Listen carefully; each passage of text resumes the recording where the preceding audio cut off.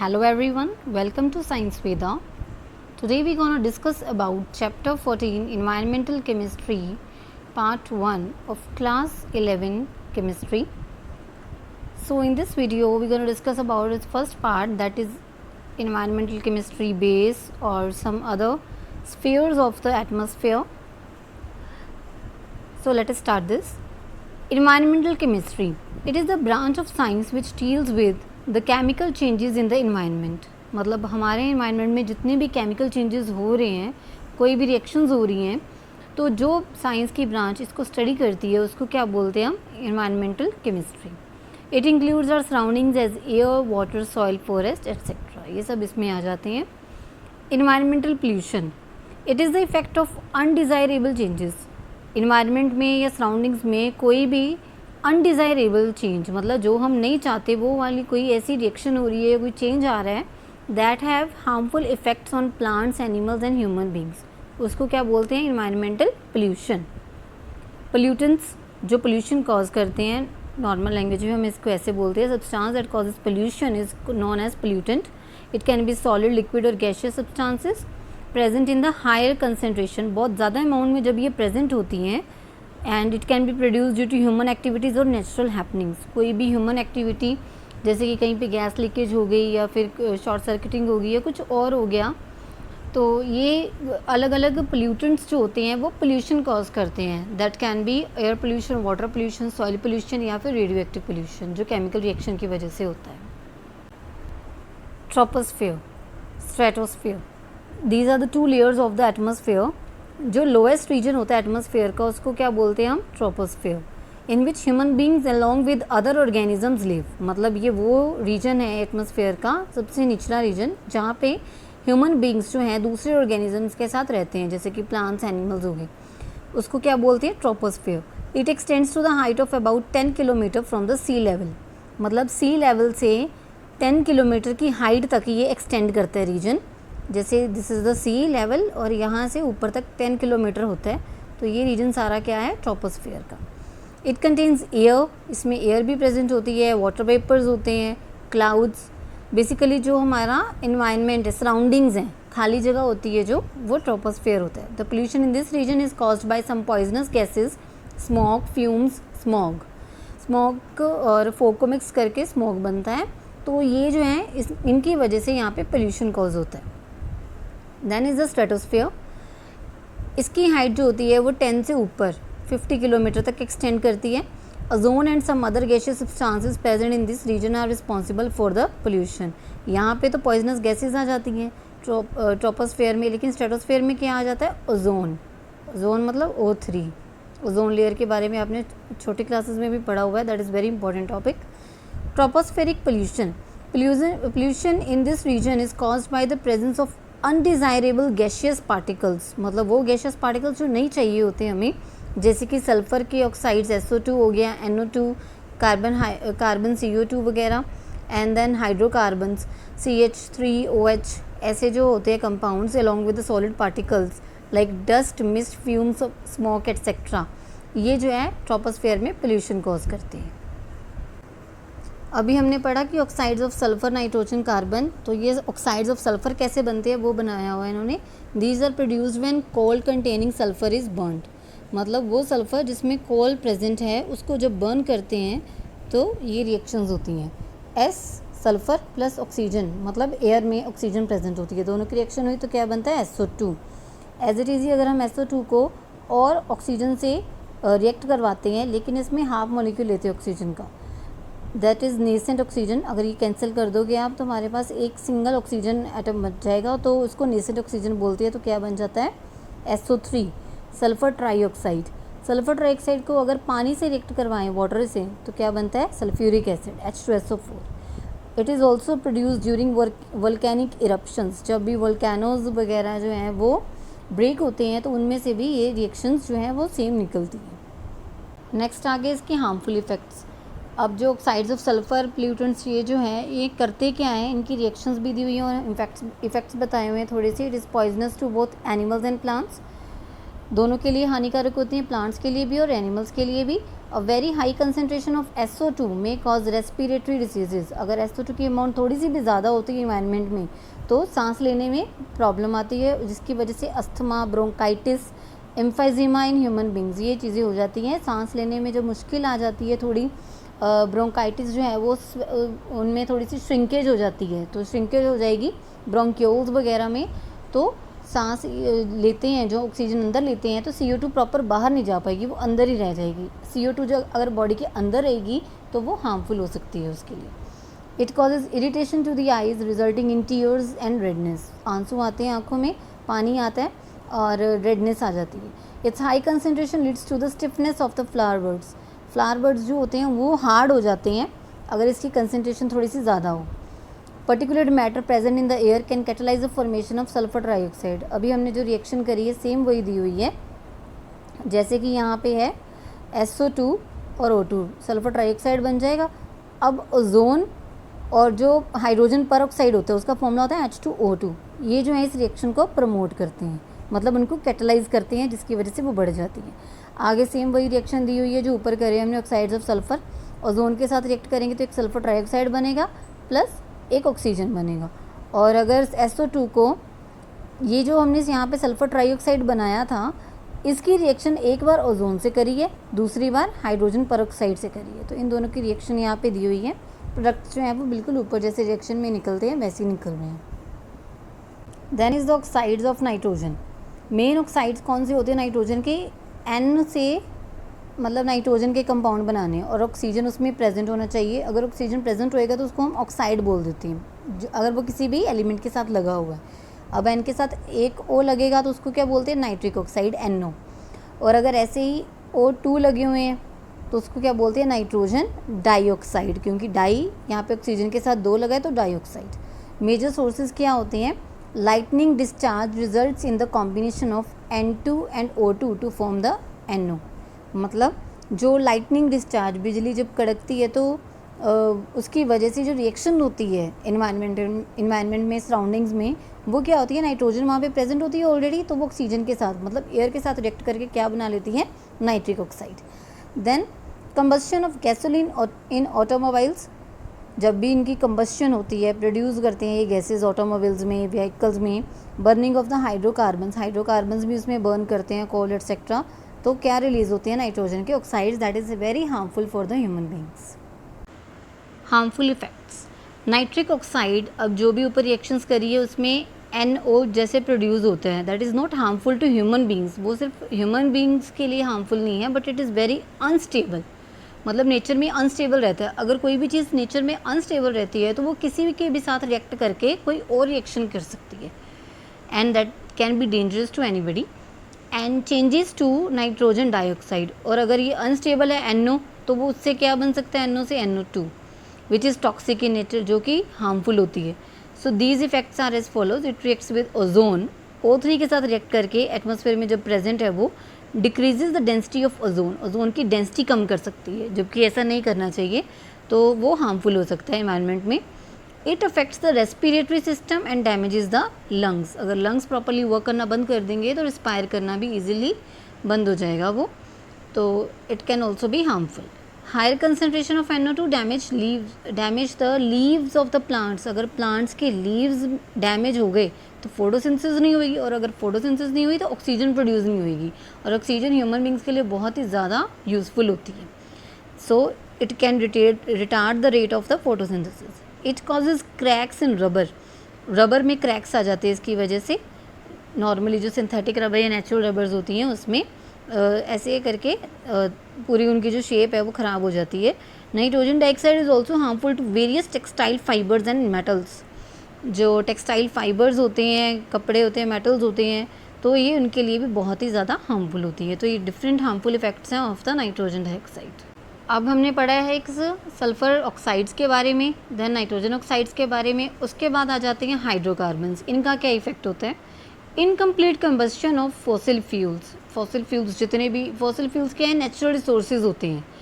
अगर इनकी कंबस्शन, मतलब अगर ये जो है इन्वायरमेंट में हीट होते हैं तो इनकम्प्लीट रह जाए इंडस्ट्रीज़ में या थर्मल पावर प्लांट्स में और एग्जॉस्ट ऑफ द ऑटोमोबाइल्स, तो उसकी वजह से क्या रिलीज़ होते हैं?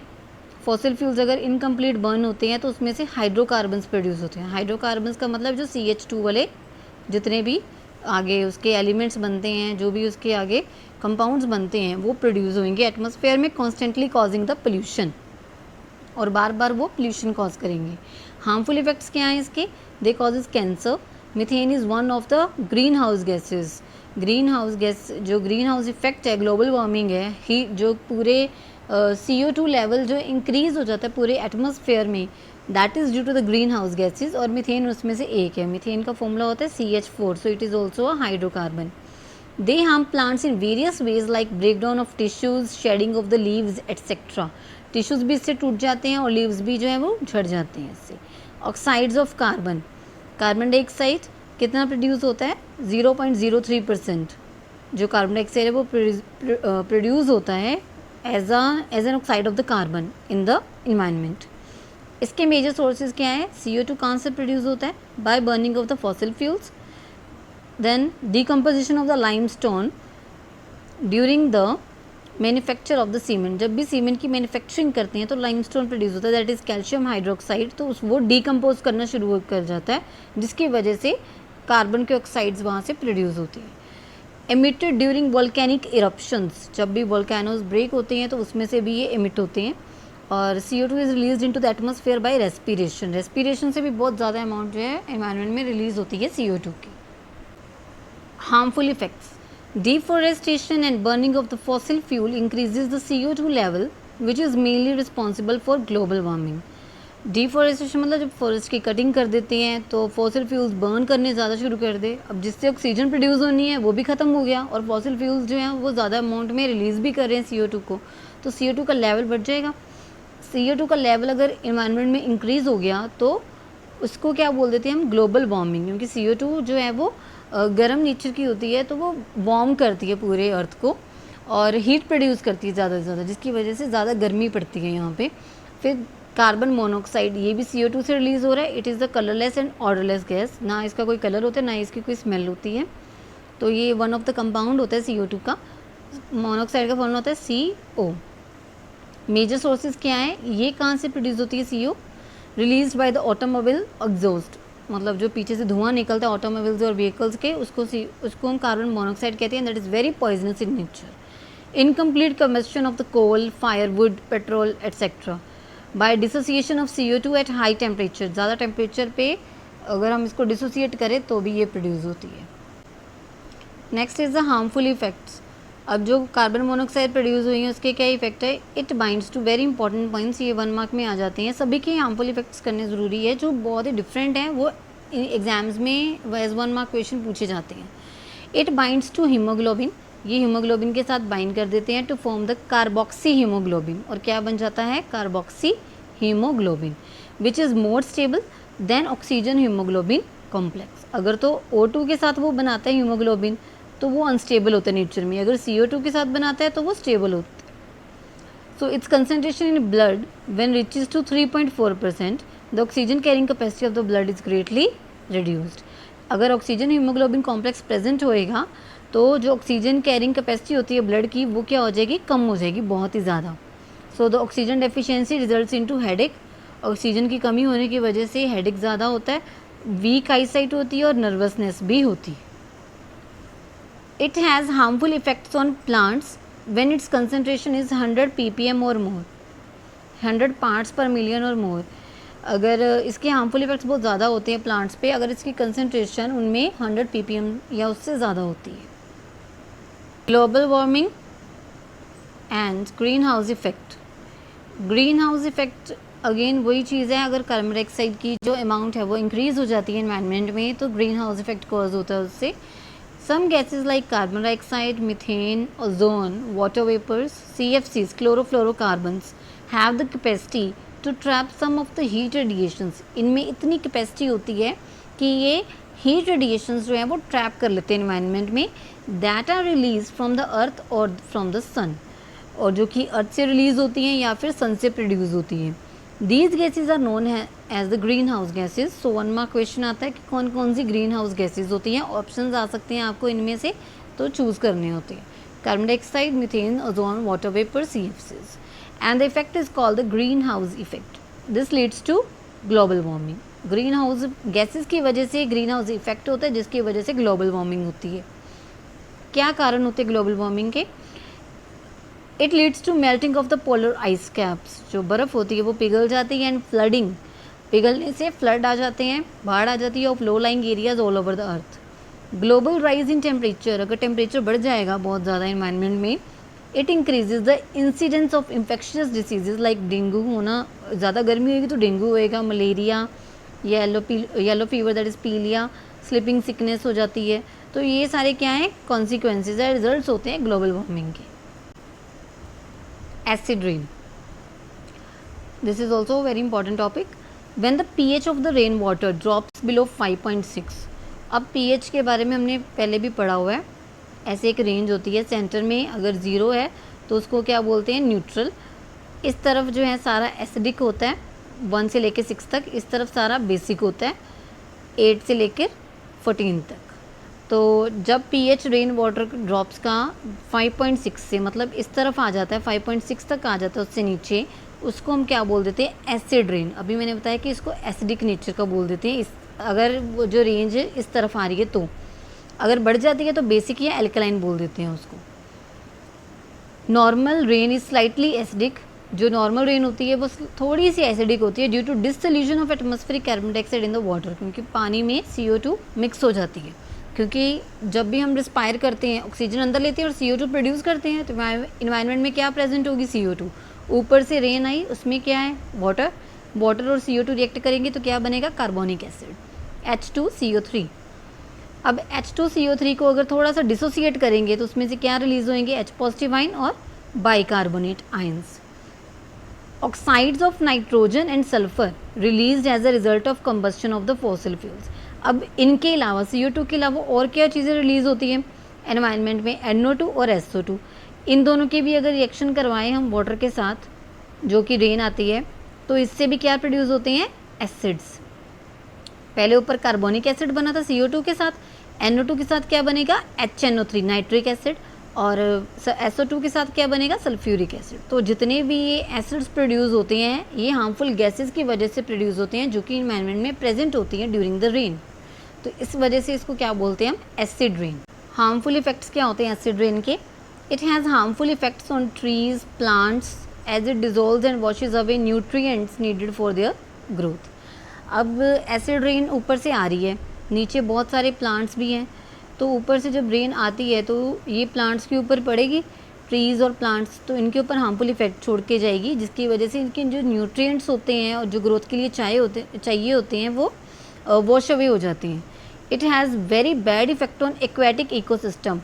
अब प्लांट्स के पास क्या होते हैं? सारे सी, ओशंस वगैरह होते हैं, उनमें एक्वेटिक एनिमल्स प्रेजेंट होते हैं, तो सारा इकोसिस्टम जो होता है पानी का वो डिस्टर्ब हो जाता है. प्रॉपर मिनरल्स नहीं मिल पाते, वो खाना नहीं खा पाते, तो जिसकी वजह से वो मर जाते हैं पानी में. एसिड रेन डैमेजेस बिल्डिंग्स को भी ख़त्म कर देते हैं, and other structures made of the stone और मेटल से बनी होती हैं. और Taj Mahal in India has been affected by the acid rain. जो ताजमहल है वो एक बेस्ट एग्जाम्पल है इसका एसिड रेन का, जिसकी वजह से वाइट से उसका कलर जो है वो येलो हो गया due to this acid rain.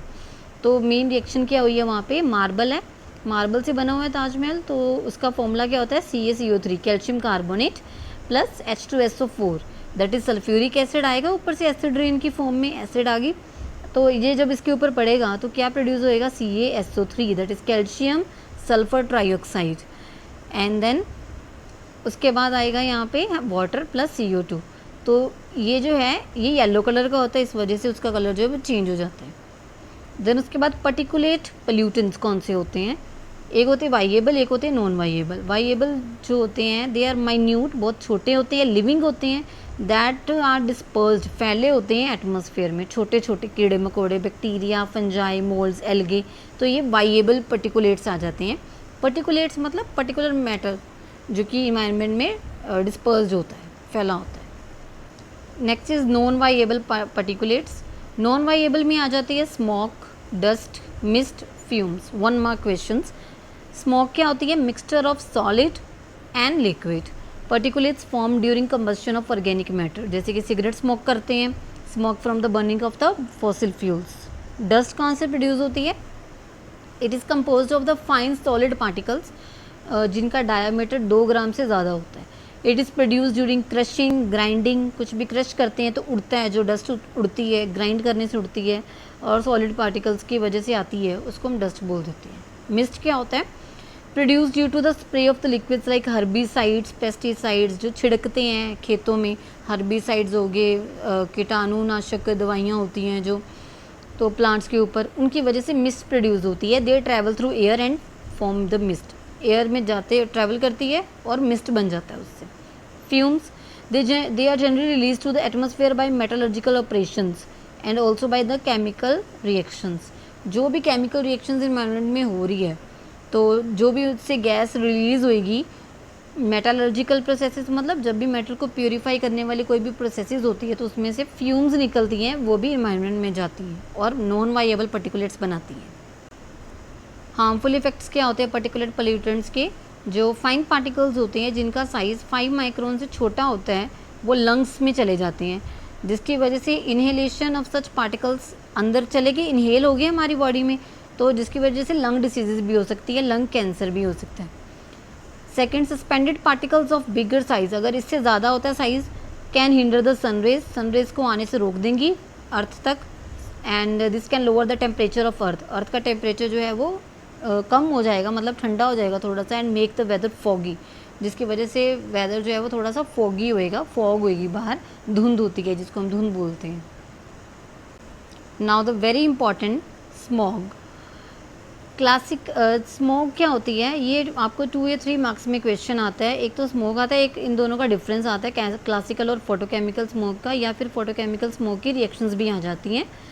Smoke, it is the common form of air pollution which is the combination of smoke and fog. Smoke और फॉग से मिलकर क्या बनता है? स्मोक। इसकी 2 टाइप्स है, क्लासिकल एंड फोटोकेमिकल। क्लासिकल में क्या होता है? It occurs in the cool humid climate, ठंडे एनवायरनमेंट में होती है ये। It contain smoke, fog and sulphur dioxide. It also called as the reducing smoke, क्योंकि ये रिड्यूसिंग नेचर की होती है, रिड्यूस करती है, इस वजह से इसको क्लासिकल स्मोक कहते हैं। Then is the photochemical, photo मतलब जिसमें लाइट यूज़ होती है। This type of smoke result from the action of the sunlight, sunlight की वजह से होती है ये, on unsaturated hydrocarbons. Unsaturated hydrocarbons वो होते हैं जिनमें डबल बॉन्ड आता है, जैसे कि इथीन, प्रोपीन। तो सी में जब डबल बॉन्ड आ जाता है दोनों सी में तो उसको अनसेचुरेटेड हाइड्रोकार्बन्स बोल देते हैं, या फिर नाइट्रोजन ऑक्साइड्स में released by the vehicles and industries. It has high concentration of oxidising agents, वो रिड्यूसिंग में आ जाता है, रिड्यूसिंग स्मोक में, ये आ जाता है ऑक्सीडाइजिंग में, इस वजह से इसको क्या बोल देते हैं? Oxidising smoke. तो इसमें से आप पॉइंट्स बना सकते हो इसके डिफरेंस के। Very important question for the 2 और 3 मार्क्स। आगे इसकी दी हुई है formation of the photochemical smoke, very important. Formation कैसे होती है फोटोकेमिकल स्मोक की? NO2 इन्वायरमेंट में प्रेजेंट है, H मतलब सनलाइट उसके ऊपर पड़ी, जिसकी वजह से रिएक्शन होकर क्या निकलता है? एक नाइट्रोजन मोनोऑक्साइड, एक निकलती है नेसेंट ऑक्सीजन। अब ये जो ऑक्सीजन है ये आगे कंबाइन करती है एयर के साथ और क्या बनाती है? ओजोन। ये रिएक्शन दी हुई है, ऑक्सीजन, नेसेंट ऑक्सीजन जो है ऑक्सीजन के साथ रिएक्ट करेगी और क्या बनाएगी? ओजोन। फिर NO, ये जो यहाँ पे प्रोड्यूस हुआ था, पहले इसकी रिएक्शन करवानी है ऑक्सीजन के साथ, फिर इसकी रिएक्शन करवानी है ओजोन के साथ, तो क्या बनेगा? NO2 + O2। Very important reaction, exams में आती है ये। फिर अब हमने क्या लेने हैं? हाइड्रोकार्बन्स। अब हाइड्रोकार्बन्स की रिएक्शन किसके साथ करवाएंगे? ओजोन के साथ। तो क्या बन जाता है? CH2O, that is formaldehyde, CHOH जिसका फॉर्मूला होता है, और प्लस क्या निकलते हैं इसमें से? Water molecules. अब वाटर मॉलिक्यूल्स की रिएक्शन, ये जो इसकी रिएक्शन होती है फॉर्मेल्डिहाइड की, इसको और भी आगे कर देते हैं। एक अलग से हमने क्या ले लिया? अभी हमने करा था कि ये अनसेचुरेटेड हाइड्रोकार्बन्स में होते हैं। अनसेचुरेटेड में कोई भी एक एग्जांपल ले लिया, जैसे कि एक्रोलीन का एग्जांपल लिया। एक्रोलीन का एग्जांपल आपको इसको बनाना बहुत इजी है, CH, फिर डबल बॉन्ड इस तरफ भी दोनों तरफ बना लिया। एक तरफ CH2 ग्रुप लगा दो, मिथाइल ग्रुप हो गया, एक तरफ ऑक्सीजन ग्रुप लगा दिया। अब जो इसकी रिएक्शन होगी उसमें क्या प्रोड्यूस होता है? That is PAN, परऑक्सी acetyl nitrate. ये फुल फॉर्म आती है, 1 मार्क में पूछते हैं कि define full form of pan, that is परऑक्सी acetyl nitrate. तो इससे क्या प्रोड्यूस होता है, CH3CONO2। ये इसका फॉर्मूला है, आप एज इट इज़ भी याद कर सकते हो या फिर आपके बुक्स में जो है वो रिएक्शन दी होती है प्रॉपर बना के, आप उसको भी फॉलो कर सकते हो। ऑक्सीजन, अब ये जो ऑक्सीजन है ये आगे कंबाइन करती है एयर के साथ और क्या बनाती है, ओजोन। ये रिएक्शन दी हुई है, ऑक्सीजन, नेसेंट ऑक्सीजन जो है ऑक्सीजन के साथ रिएक्ट करेगी और क्या बनाएगी, ओजोन। फिर NO, ये जो यहाँ पे प्रोड्यूस हुआ था, पहले इसकी रिएक्शन करवानी है ऑक्सीजन के साथ, फिर इसकी रिएक्शन करवानी है ओजोन के साथ, तो क्या बनेगा NO2 + O2। Very important reaction, exams में आती है ये। फिर अब हमने क्या लेने हैं, हाइड्रोकार्बन्स। अब हाइड्रोकार्बन्स की रिएक्शन किसके साथ करवाएंगे, ओजोन के साथ, तो क्या बन जाता है CH2O, that is formaldehyde, CHOH जिसका फॉर्मूला होता है, और प्लस क्या निकलते हैं इसमें से, वाटर मॉलिक्यूल्स। अब वाटर मॉलिक्यूल्स की रिएक्शन, ये जो इसकी रिएक्शन होती है फॉर्मेल्डिहाइड की, इसको और भी आगे कर देते हैं। एक अलग से हमने क्या ले लिया, अभी हमने करा था कि ये अनसेचुरेटेड हाइड्रोकार्बन्स में होते हैं। अनसेचुरेटेड में कोई भी एक एग्जांपल ले लिया, जैसे कि एक्रोलीन का एग्जांपल लिया। एक्रोलीन का एग्जांपल आपको इसको बनाना बहुत इजी है, CH, फिर डबल बॉन्ड इस तरफ भी दोनों तरफ बना लिया। एक तरफ CH2 ग्रुप लगा दो, मिथाइल ग्रुप हो गया, एक तरफ ऑक्सीजन ग्रुप लगा दिया। अब जो इसकी रिएक्शन होगी उसमें क्या प्रोड्यूस होता है, that is PAN, परऑक्सी acetyl nitrate. ये फुल फॉर्म आती है, 1 मार्क में पूछते हैं कि define full form of pan, that is परऑक्सी acetyl nitrate. तो इससे क्या प्रोड्यूस होता है, CH3CONO2। ये इसका फॉर्मूला है, आप एज इट इज़ भी याद कर सकते हो या फिर आपके बुक्स में जो है वो रिएक्शन दी होती है प्रॉपर बना के, आप उसको भी फॉलो कर सकते हो। Harmful effects of photochemical smoke, it causes cough, bronchitis, cough हो जाता है मतलब गले में, and irritation of respiratory system. To control this type of pollution, the engines of the automobiles are fitted with the catalytic converters. 1 mark question है कि automobiles में क्या लगाते हैं इसको कंट्रोल करने के लिए, कैटालिटिक कन्वर्टर्स लगाते हैं, जो कि क्या करता है, रोकता है। चेक का मतलब यहाँ पे होता है स्टॉप करना, to release of both oxides of nitrogen. ना तो NO2 प्रोड्यूस होता है, ना ही हाइड्रोकार्बन्स उसमें से प्रोड्यूस होते हैं अगर हम उसमें ऑटोमोबाइल्स में कैटालिटिक कन्वर्टर फिट कर देते हैं तो। Some plants like vitis, pinus, juniperus, Quercus, Pyrus can metabolize nitrogen oxide and therefore their plantation can be done.